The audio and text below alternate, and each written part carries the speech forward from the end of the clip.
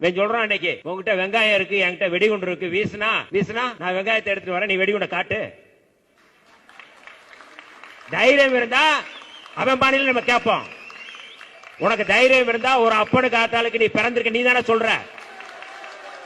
சொல்ற, நாங்க சொல்லல.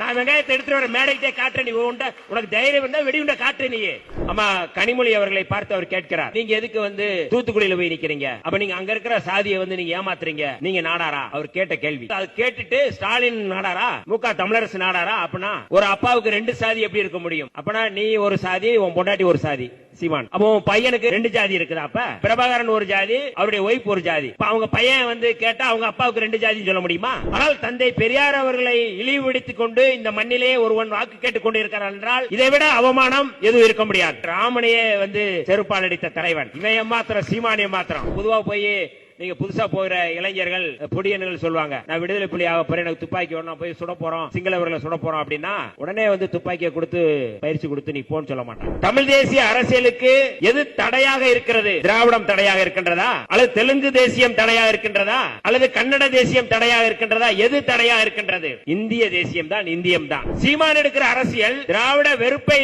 முன்வைக்கிறது. காரணம் என்ன என்றால் அது திராவிட வெறுப்பு இல்ல, ஆதி திராவிடர்களுக்கு எதிரான வெறுப்பு என்பதை நாம் புரிந்து கொள்ள வேண்டும். மிக முக்கியமாக அது ஒரு சாதி வெறி. இன்றைக்கு தந்தை பெரியாரா வஉசியா, தந்தை பெரியாரா முத்துராமலிங்க தேவரா, தந்தை பெரியாரா வள்ளலாரா, இப்படி அவர் பேசுவது என்பது அதற்கு பின்புலமாக இருக்கிற சாதியை தந்தை பெரியார் அவர்களுக்கு எதிராக திசை திருப்புவது. நீ இந்து ராஷ்டிரம் என்று சொன்னால் தமிழ்நாட்டிலே தனித்தமிழ்நாடு என்கிற கோரிக்கை கட்டாயம் எழுப்புவார்கள். இந்து ராஷ்டிரம் எப்படி அரசியலமைப்பு சட்டத்துக்கு எதிரானதோ அப்ப நாங்க தனித்தமிழ்நாடு என்பதை நாங்கள் எழுப்புவோம்.